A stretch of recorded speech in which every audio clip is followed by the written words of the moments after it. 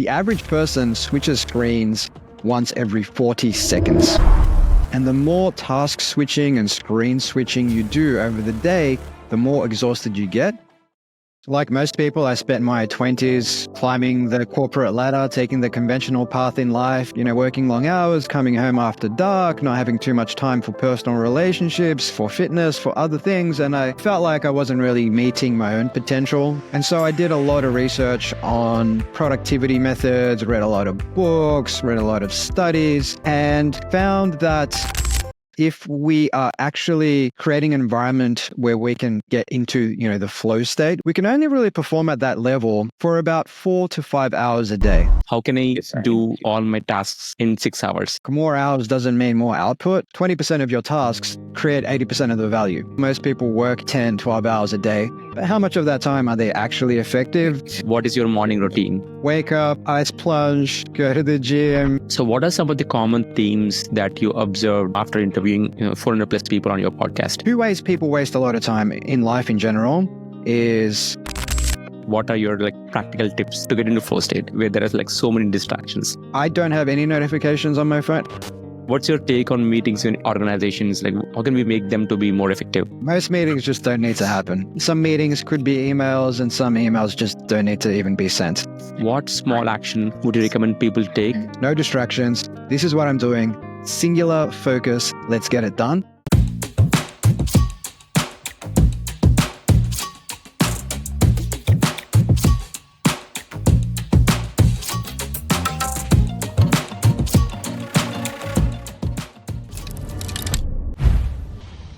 Hello and welcome to the Compounding Project podcast, where we talk about taking small steps to become healthy, wealthy, and wise. I'm your host, Satish Kajula, and this episode is all about wisdom, especially productivity. Our guest today is Steve Glaveski, who's joining us from Melbourne, Australia. Steve is the founder and CEO of Collective Campus. He co-founded children's entrepreneurship program, Lemonade Stand, and also a media company called No Filter. He's the host of the award-winning podcast called Future Squared, and also he's the author of several books, including Employee to Entrepreneur, Time Rich, which we're going to talk about today. He's also a contributor to the Harvard Business Review. He's a productivity junkie, and his mission is to unlock the latent potential of people to create impact in the world and lead more fulfilling lives. This episode will focus on his book, Time Rich, Do Your Best Work, Live Your Best Life. With that, Steve, welcome to the show. Satish, thank you so much for having me. And I feel like I would love to take you everywhere with me just to make intros for me. That was fantastic. Thank you. Oh, thank you. I did my research and then, it turned out good. Yeah, thanks for the compliment. So before I dig deeper, so actually I have your book, Time Rich. I read that book almost a few weeks ago, and then I've been listening to your podcast and also to your interviews. So yeah, I'm excited for this conversation. So before we dig deeper, can you talk about at a high level, who you are and what you do? Yeah, I mean, aside from the introduction you just gave me, I guess, like most people, I spent my 20s climbing the corporate ladder, taking the conventional path in life. I worked with brands like EY, KPMG, Macquarie Bank. And, while I learned a lot there and, in my 20s, had a lot of fun, very much work hard, play hard type of lifestyle at these companies, I felt like I wasn't really meeting my own potential. And around the age of 29, 30, I jumped out to become an entrepreneur. And I've been doing that now for 10 years. But when I look at all of my work, whether it's the books, the businesses, the podcast, if there is a unifying theme, it is that I try to distill what I've learned and use that to unlock people's potential. All right. So yeah, I've gone to your, basically your Harvard Business Review article where, the concept of 6-hour workday. So can you talk more about, what's the catalyst behind writing that article? Yeah, good question. So while I was working in the corporate world for brands like EY, as you might expect, 10 to 12-hour workdays were the norm. And that was partly the reason why I wanted to leave, in addition to not reaching my own potential. But what I found after a few years of running my own business was the same old thing, working long hours, coming home after dark, not having too much time for personal relationships, for fitness, for other things. And I basically thought, well, I'm in charge now. It doesn't need to be this way. How can we change things? And so I did a lot of research on, productivity methods, read a lot of books, read a lot of studies, and found that human beings if we are actually creating an environment where we can get into, the flow state, where we're completely immersed in a task, and everything else kind of disappears into the background, we can only really perform at that level for about 4 to 5 hours a day. After that, it is diminishing returns very, very quickly. But when I reflected on how we went about work in my company, Collective Campus, at that time, it was a lot of task switching. It was a lot of pointless meetings, multitasking, a lot of stuff that really wasn't helping us get into flow.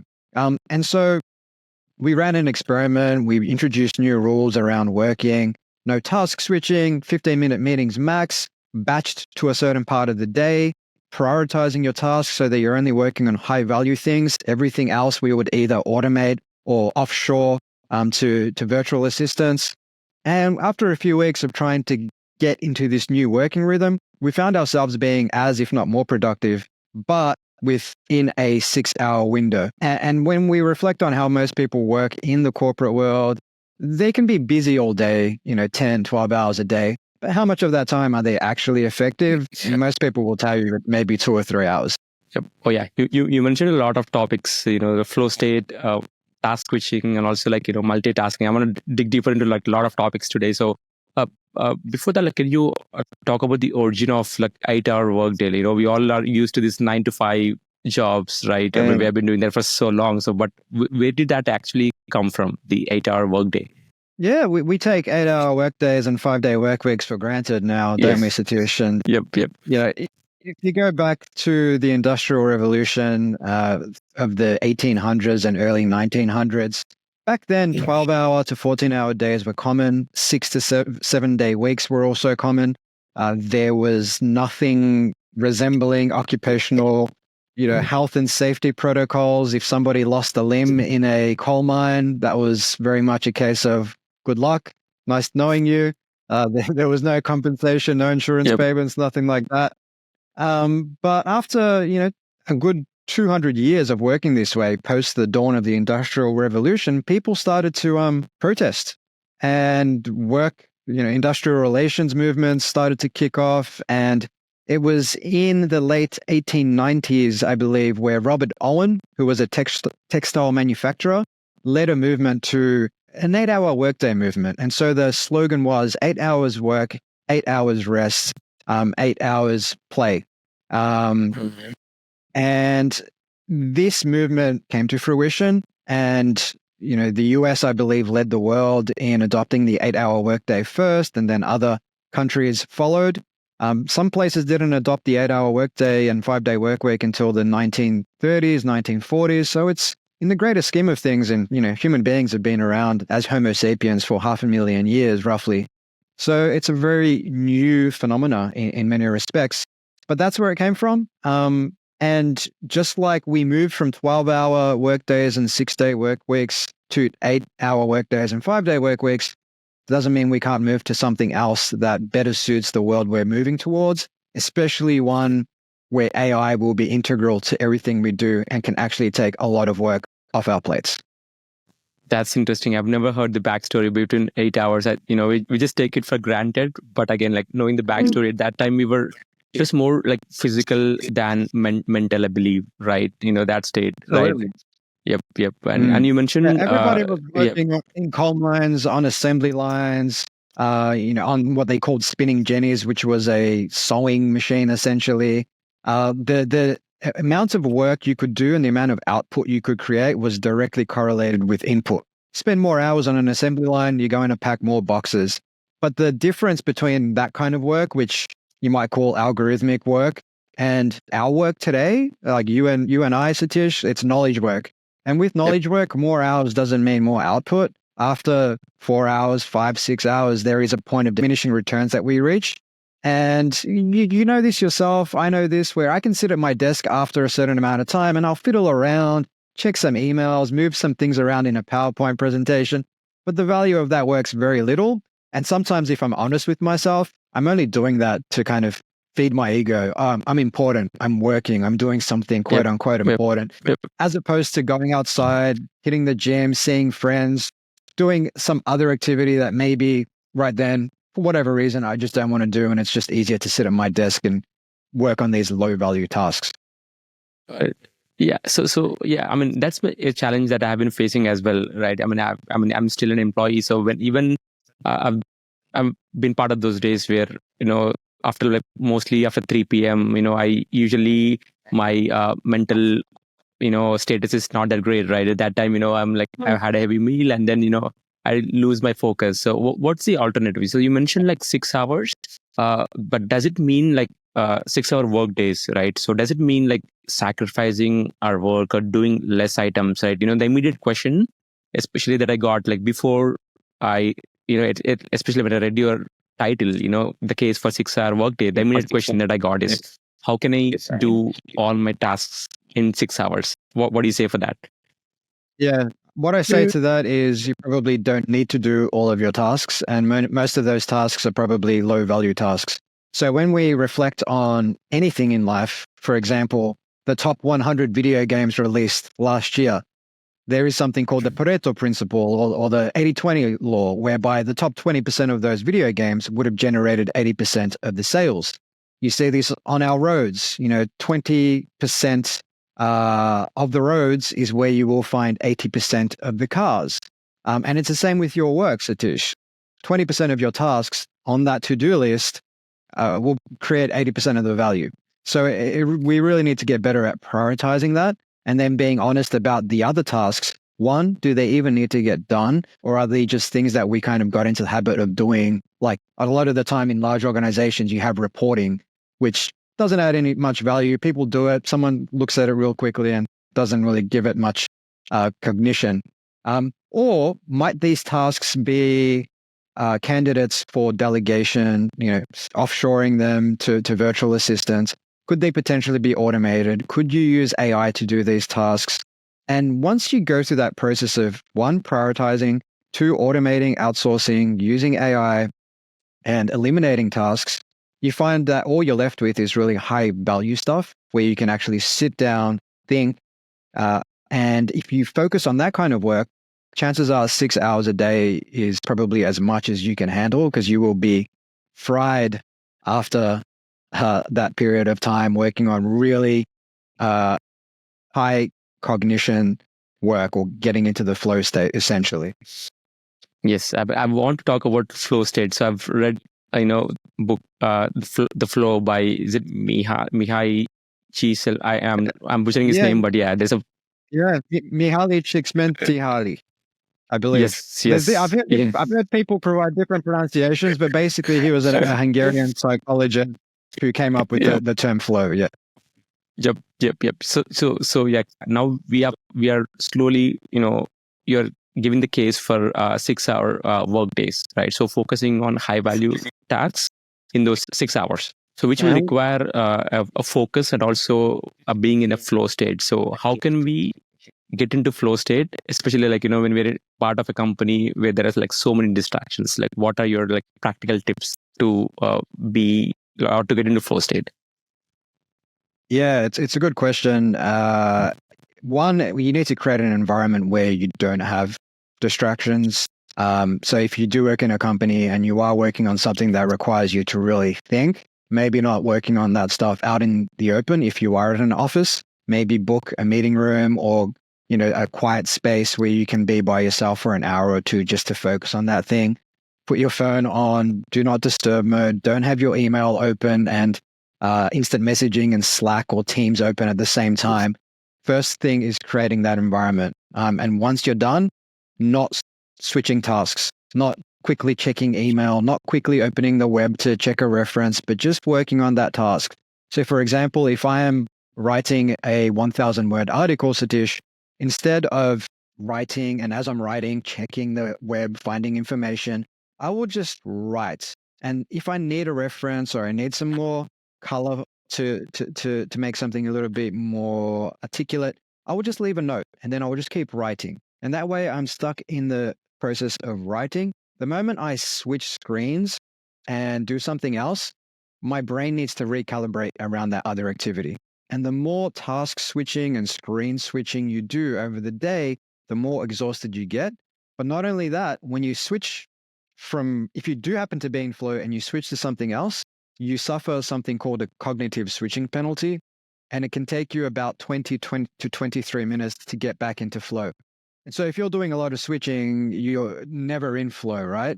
And the problem is in today's environment where we have devices everywhere, we have 100 tabs open, the average person switches screens once every 40 seconds. So there've been numerous studies done, screen tracking software used every 40 seconds. So if you're doing that, you're not spending any time in flow, you're not doing your best work, you're just kind of operating up here, very shallow level work. All right. I mean, that's very interesting, especially when it comes to like task switching, right? When it comes to task switching, the immediate response that I get is, okay, I'm only doing it for like a few seconds. I'm getting back to my original task. Right. But you're mentioning that there is a cost to it, right? Even if it's for a few seconds, if you're coming back to the flow, would actually take what, like 22 minutes to just to get back to what you're doing. Oh, that's actually Absolutely. interesting and also scary. It's scary, and I feel this myself. Just real quick, Satish. Like when I have those days when maybe I'm not disciplined, and maybe I'm checking email a lot, maybe I'm on instant messaging, maybe I'm surfing the web, and I'm doing a lot of shallow tasks. I'm switching a hell of a lot, and my brain's constantly recalibrating around this different information. And come the end of the day, I just feel like crap. Like I didn't achieve anything. My brain's tired. I'm exhausted. I just want to lie down on the couch and watch Netflix. But then there are days when I am disciplined and I maybe sit down to write that article, close all my other tabs, don't do any task switching, and I spend 2 or 3 hours in flow writing this article, loving the process, getting my creative juices flying. And after that, I feel like physically, viscerally, I feel great. I feel like I just got some amazing news. I'm just buzzing. Like maybe I went surfing and caught an awesome wave. The same kind of feeling I get from that, I get from just being in flow for a few hours and doing some great work. There's a sense of accomplishment that comes from that. And if I do nothing else that day, I'm happy. But most people that I speak to, especially those working in large corporate teams, rarely experience that because their day is full of meetings and full of, shallow work and a hell of a lot of task switching. All right. Is flow state very similar to Carl Newport's work, like deep work? I've read deep work. I've like understood. I've been implementing the concepts a lot, but are they similar when it comes to flow versus like deep work? Yeah, I mean, don't quote me on this, but I tend to use those words interchangeably. Flow, deep work. Yep. Like the opposite me of flow and deep work is shallow work, right? So yes. Checking email. Yeah. Yep. So yeah, we spoke about flow state and turning off the distractions. One important thing that you mentioned, which having a distraction journal, because I've had that for the past few years, and it's making a huge difference, right? Because it's easy. It's actually easy to get distracted when something comes in your mind, right? And let's say like for me, like million things come into my mind, especially when I try to stay focused. Right. And then, it takes only 2 seconds. Let's say, I forgot to add milk in my to-do list. Right. So I just open my phone and you know how it is, right? It's a rabbit hole. Once I open my phone, there's a notification. And then, I just look at the notification and then I forget why I even opened my phone. Right. So that's how insane it has been. But and your suggestion, right, when it comes to like having a distraction journal, I just write that thought and then like get back to my flow state so that there are no more distractions. And do you have any thoughts about this? Yeah, I mean, one thought is with respect to the phone, like I did write an article for HBR called why you should turn off push notifications or something like that, or stop letting push notifications ruin your productivity, I think it was. Yep. And that is, I talk about flow state, and we have these triggers that Nia Real, author of Indistractable, also talks about where, you have internal triggers, and that is your mind constantly, like those million thoughts you mentioned, constantly coming up, trying to get you to do something else. Oh, I wonder what it's like when you watch a movie and I wonder what this actor's doing today. It's a movie from the 80s, and you get on IMDb and all that sort of stuff. And you can't sit through a film without, checking your phone. But you also have like these external triggers. So notifications popping up on your phone. if I'm working and I'm trying to be in flow and I'm working on, say, an article, but my phone is right next to me and it's constantly beeping and bopping and things are popping up, it's impossible for me to stay focused. Even if I don't touch the phone, my mind's going to start wondering, hey, what's going on here? Maybe someone's trying to get in touch with me. And it's going to want that dopamine hit from comments and notifications. And so Yep. it's going to want to look. So I don't have any notifications on my phone. Actually, I lie. The only notification I have is calendar notifications, because as a human being, I have missed meetings in the past and I'm like, okay, I need this notification on my phone. But everything else, for me at least, is stuff that isn't urgent. Social media comments, an email that just came in. I'll batch my email. I'll check it 2 or 3 times a day, and that's enough. Like, there's no email in the world that needs a response within 5 minutes. If it did, that person should probably call me if it is that urgent, right? Yep. So when it comes to those internal triggers that pop up in your mind, it is preferable to just have a piece of paper next to you that you can write things down on instead of on your phone. But if you do use your phone, as long as you don't have notifications and you're disciplined, you just open your notes app and type it in, or you have your notes app. Maybe you are an Apple user and you have a MacBook. Yep. You can open notes on your MacBook and just quickly log it there and keep going. That's one thing I would do. Yeah, that's pretty much all I have to say on distraction journals. I think it's a simple practice, but the amount of people I see who just have they have notifications on by default. It's pretty crazy because you're basically letting big tech hijack your attention. Money's important, time's important, but attention, I would say, is just as important as those two things. Because without it, what are you? You're just an empty vessel being shot around like a pinball in a pinball machine, instead of focusing your attention on things that are actually going to serve you. So be really careful about those notifications. Yeah, I watched a documentary called Social Dilemma, and it talks about how these tech companies, right, are trying to get your attention. Like there are MIT, Harvard graduates who are working to get your attention. So and then Yeah. it's just that one notification. If you fall for it, and then it's just a rabbit hole. So I mean that tips have helped me a lot. Yeah, the books you also mentioned this in the books as well. So that helped me a lot. Yeah. And also one other thing that I implemented when it comes to keeping my phone away is James Clear. He talks in his book Atomic Habits. This I try to keep my phone away, either in the corner of my room, or at least in the room in the next room, right? I mean that's actually I'm increasing the friction towards that action.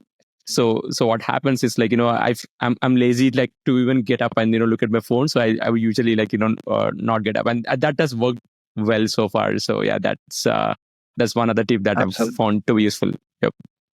Yeah, no, So James Clear's tips on habit formation, I think, are really important. And just quickly, what I do, because I try to eat well and stay lean, I just don't have junk food in the house, right? So it's creating friction. Whereas if it's late at night and my discipline my discipline isn't as strong as it is in the morning, it's much easier for me to grab a bag of Doritos from the closet, right? But if I don't have any junk food in the house, I'm not really going to jump in the car, drive down to the grocery store. So there's so many ways you can incorporate friction into your life to create the habits you want, essentially.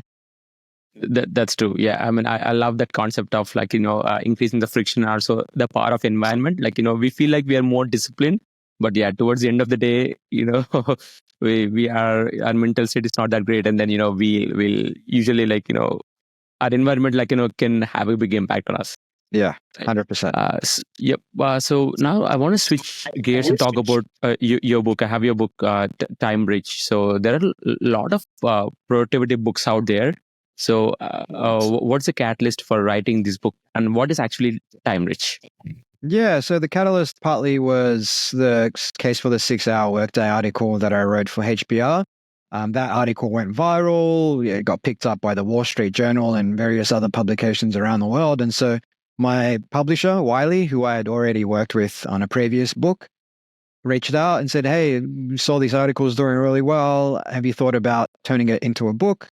And I thought, well, I could turn this into a book. And that's basically the catalyst for it. But in terms of how it's different to other productivity books, many productivity books assume that we're working in a silo, like that we're not working in teams or in big organizations with processes and policies and systems.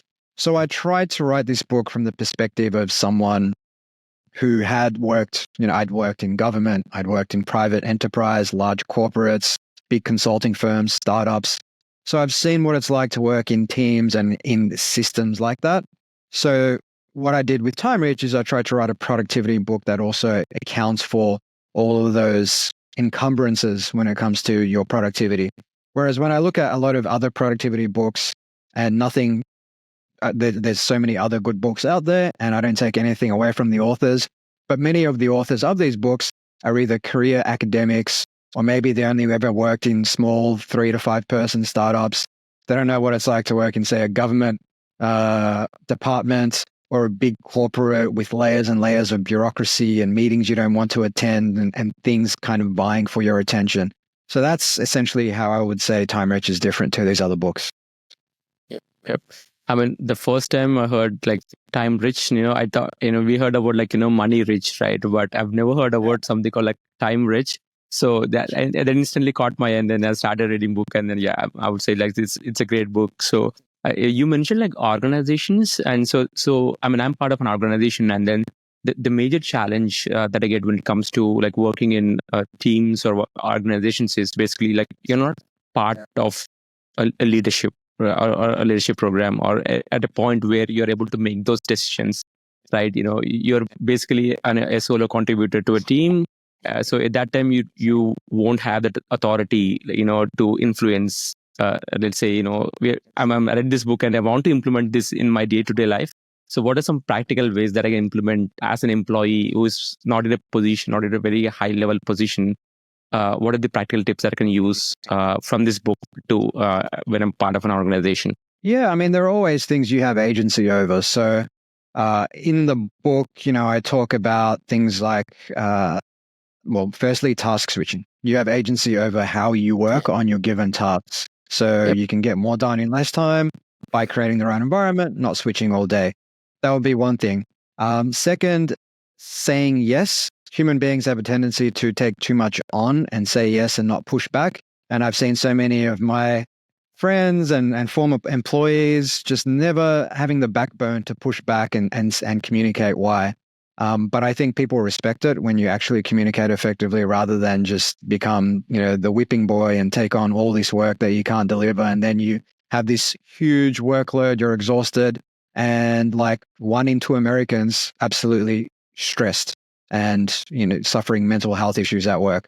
So getting better at saying no is another thing. So creating those boundaries with people in the office, I think, is important.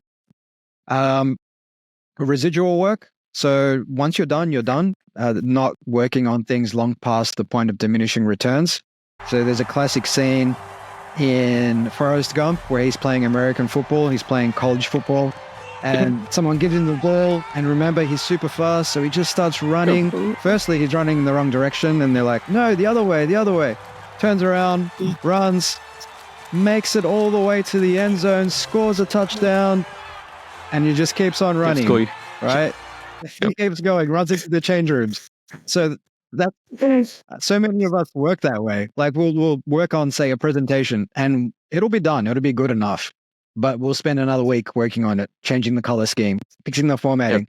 Maybe sometimes there is value in that, but more often than not, there isn't. So stopping at the point of those diminishing returns is the other thing that you have agency over. And then finally, I would say as human beings, we talked about the Industrial Revolution earlier, but for most of our time on this earth, we were hunter-gatherers. For say 490,000 of our 500,000 years as Homo sapiens on this earth, we were hunter-gatherers. And as a hunter-gatherer, you don't know when you're going to eat again. You've got predators constantly after you. You're looking for prey. And so our bodies evolved to conserve energy, to take the path of least effort. And this also shows up in our work. Sit down. Okay, I could start working on this difficult article, or I could play with Twitter and email for the first half hour of my day, right? So that just requires discipline and building better habits so that when you do sit down to work, you do take, I believe was it Brian Tracy who coined the term eat the green frog? Yeah, Eat the Frog. Yeah, Eat he the has a frog. book. Yeah, Brian Tracy. Yep. Yeah, Brian Tracy. Just eat that frog first thing in the morning, do the difficult work because that creates momentum. And so once you start on a difficult task, it's so much easier to keep going. Just like going to the gym. People sometimes, I don't want to go to the gym. But just by showing up, committing to doing one set, it's so much easier to keep going. You're not going to leave the gym after just turning up for one set. You build momentum, you keep going. And so I would say these things like less task switching, setting boundaries, stopping at the point of diminishing returns, and eating the frog are 4 things that you have agency over as an employee in a large organization. And they're things that will make you a lot more productive. Then other things you can influence. I think everybody can influence everybody in a large organization, providing you use the right language and you can demonstrate things. So, for example, you might have a task that you think could be automated, or you might be able to use AI to do, or you might be able to delegate or whatever. But if you can effectively demonstrate that to a superior and say, hey, if I use this tool, I can get this done in half the time or 10% of the time, and that can free me up to focus on this other stuff which I think is more valuable.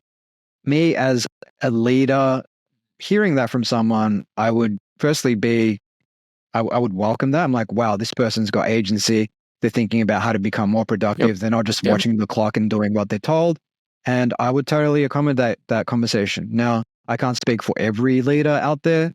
There are leaders who are averse to using AI, which is ridiculous in this world. They're like, oh, well, we're paying you to do this job, so you should do the job. But Yep.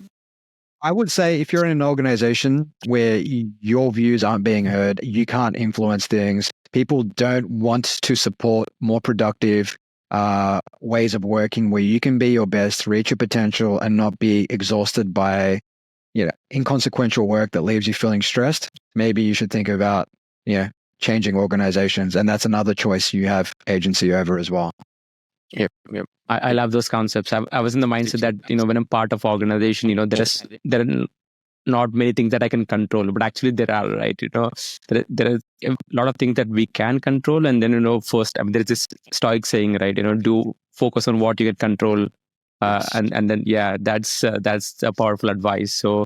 I want to talk about meetings. Like, I've read a lot of or listened to a lot of your podcasts, and you have a unique take on meetings. So, what's your take on meetings in our organizations? Like, how can we make them to be more effective? Yeah, so meetings, there's something called Bartleby's Law. Bartleby's Law basically says that for 80% of people, 80% of meetings are a waste of time. So that's the first thing to remember. Most meetings just don't need to happen. Some meetings could be emails, and some emails just don't need to even be sent. So let's just get that right out there right now. I think most meetings are just a byproduct or a reflection of a lack of trust within organizations, and also a lack of accountability and ownership. Instead of me taking ownership of a task, what do? Let me just call a meeting and get this person and that person and that person involved. And that way we're sharing the accountability and I can get all their feedback. But, most tasks, I think you should be able to exercise your own agency, your own professional judgment, get it done. And the faster you get it done, the faster you can get feedback. And if there are any issues, you can correct it and move forward. As opposed to let's just call meetings for the next 6 months and not actually do anything. So the first things first, most meetings don't need to happen. Second, most meetings are a lot longer than they need to be. In the corporate world, people tend to default to 60-minute meetings for some reason, which is crazy.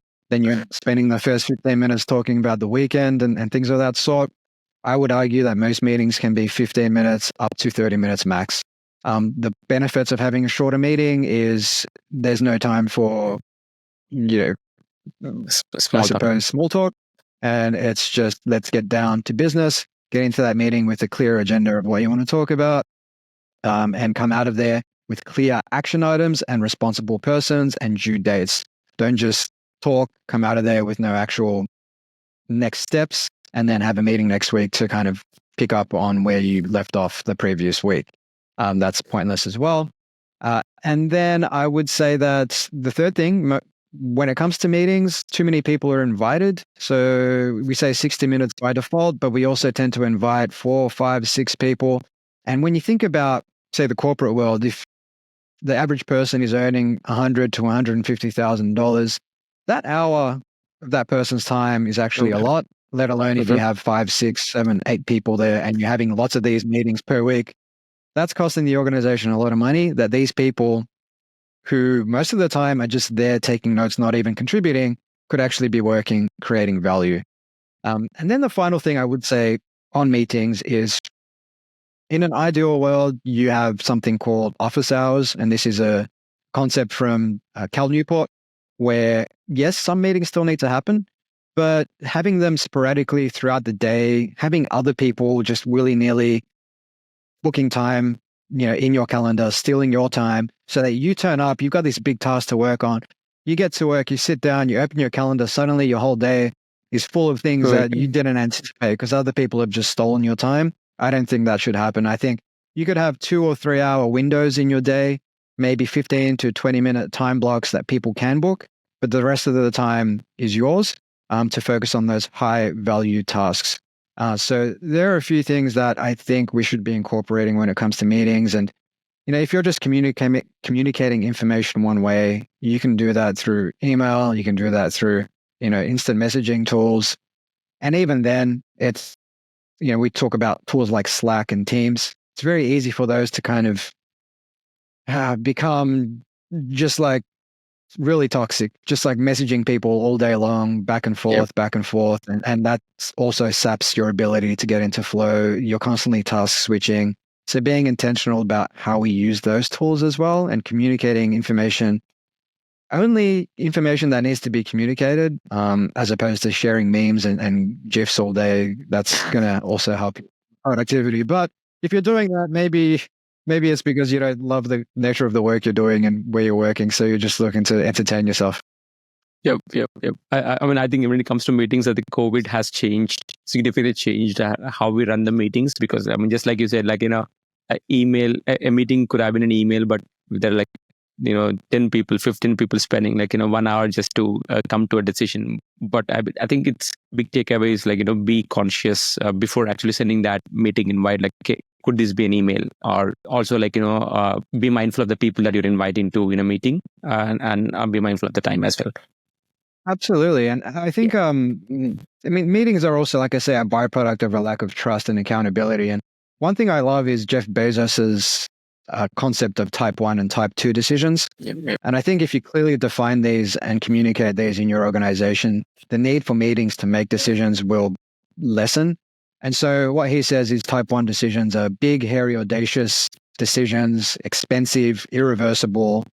Those types of decisions, you probably want to get a few really smart people around the table to make those decisions.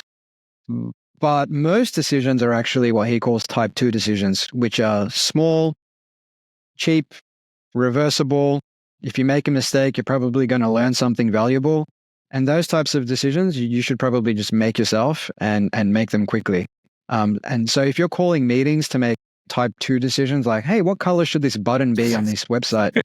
And let's call 12 people for this meeting. That's probably not the best use of time. Yeah, I love that advice. I want to switch gears and talk about, of course, we're in your book. I want to talk about specifically chapter 11, where you have this actionable advice when it comes to being time rich, right? You mentioned P codes. So can you talk more about what are P codes and how can we implement that? Yeah, so I've kind of touched on it a little bit, but just for the purpose of people kind of remembering this in their heads. So P codes, you just think about a winter jacket, and it's basically a mnemonic or an acronym.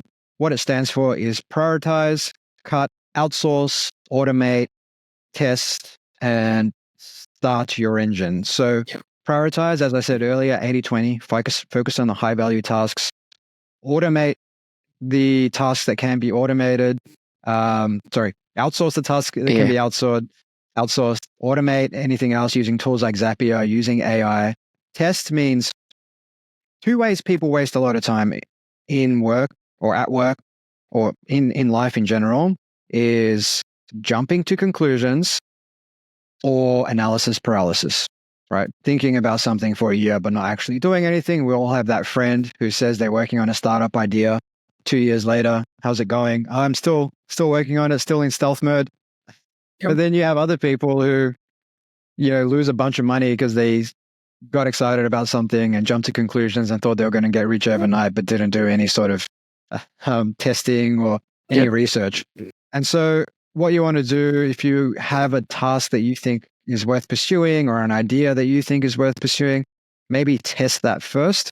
And so, for example, if I have a startup idea, instead of pouring $100,000 of my own money into that, maybe I can test market appetite for that idea. Numerous ways you might do that, but you could potentially set up a landing page, throw some ads up on Facebook, Google search, testing the proposition behind your business idea. If you spend $1,000 on ads, what percentage click, what percentage sign up to the wait list?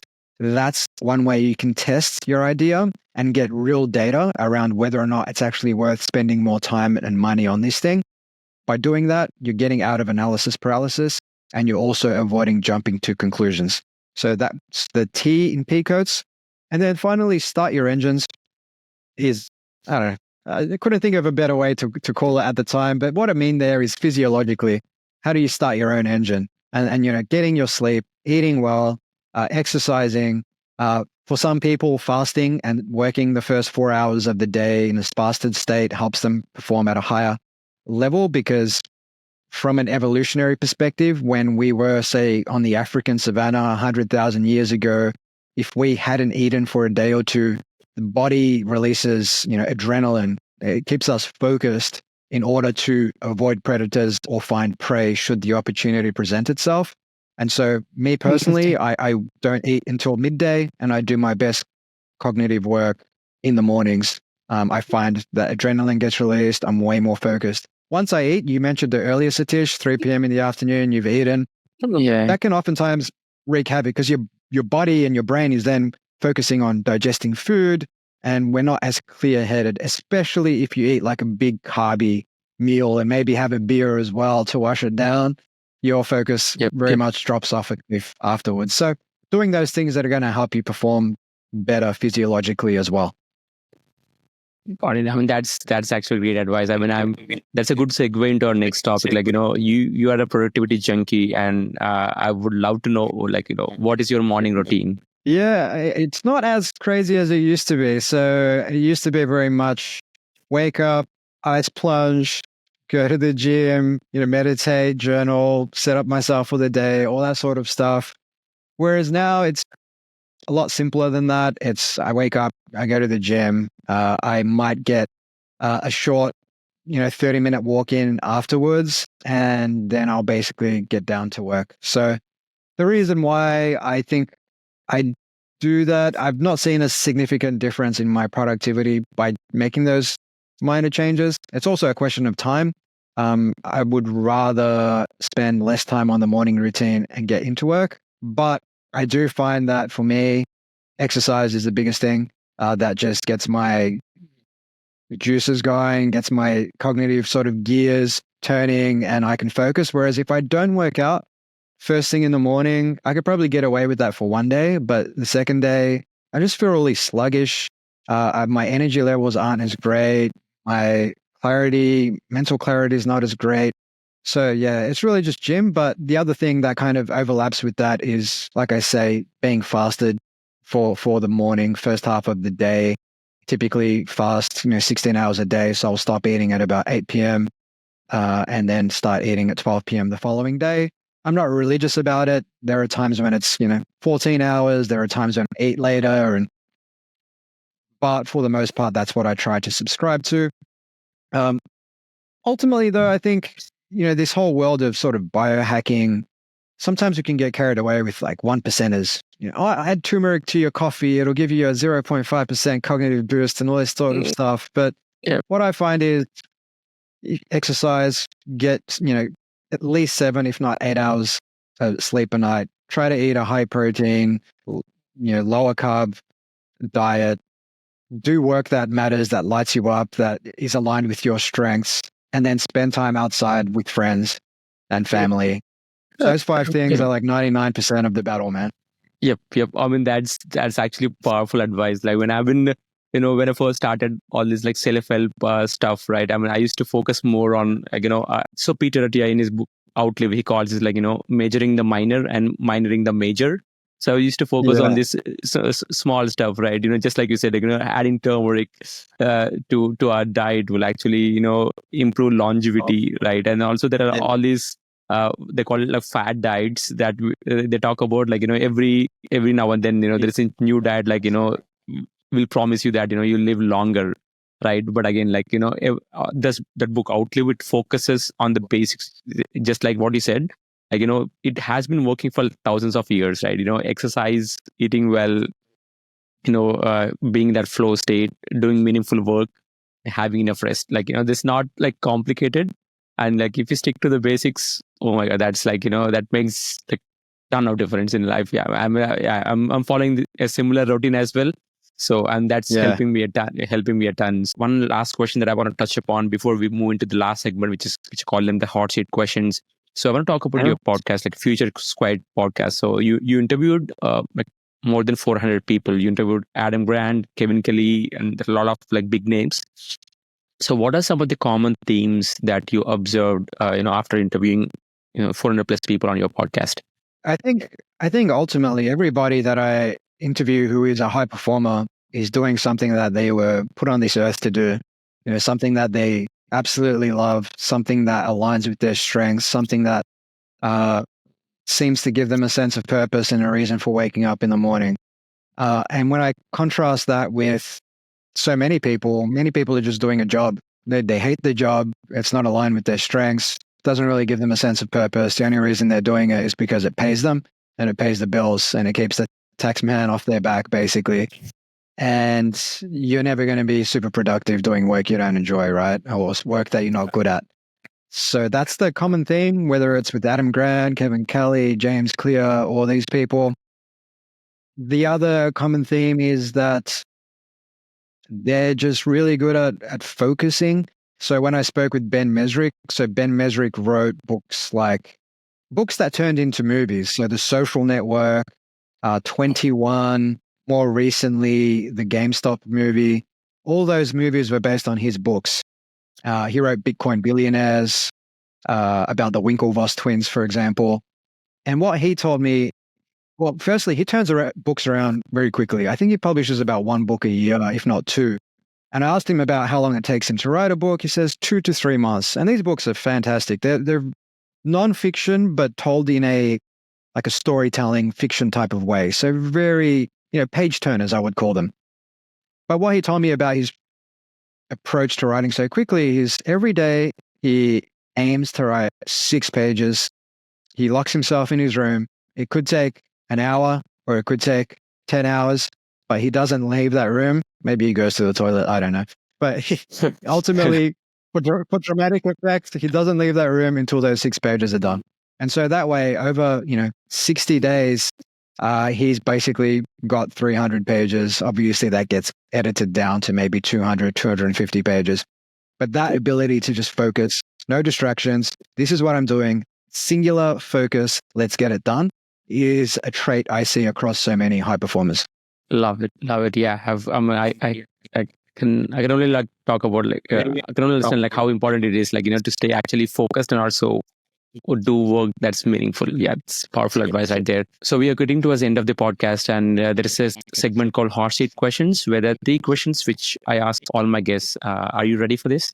Absolutely. Yep. So the first question is regarding action. So we discussed about a ton of stuff today, and compounding project is all about taking that first step of action. So what small action would you recommend people take right after listening to this episode? Turning off their push notifications.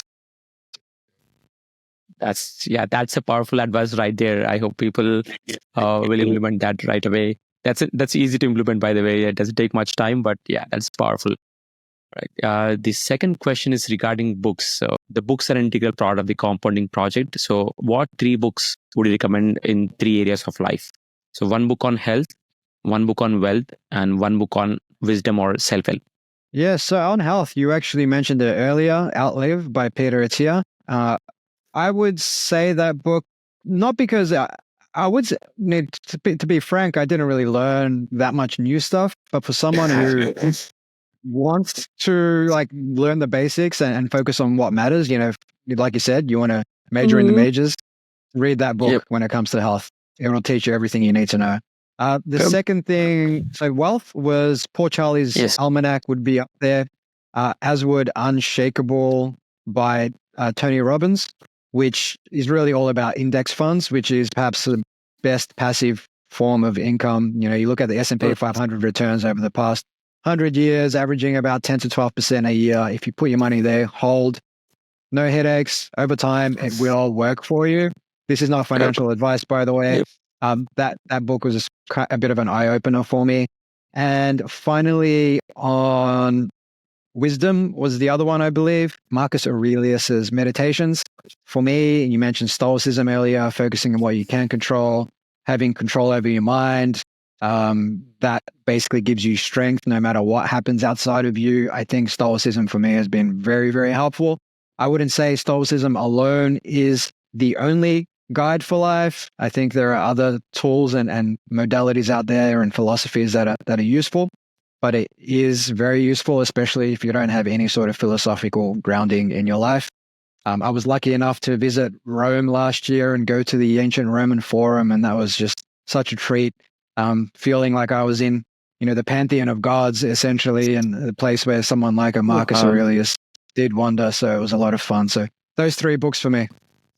Wow. Yeah. I mean, I read Meditations and it completely changed the way I think about myself. And also, there's so many things like I feel like even, especially reading Stoic books, I realized that, okay, they're going through the same problems as what we're going through as well. They're no different, but actually like documenting, having them like documented and also like, the practical strategies and how we can implement in life.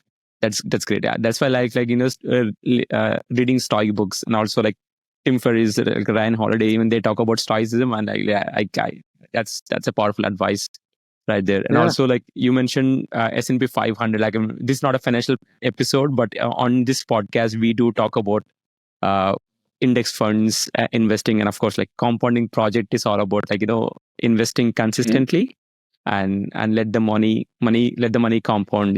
To have that financial freedom. Like powerful, great advice.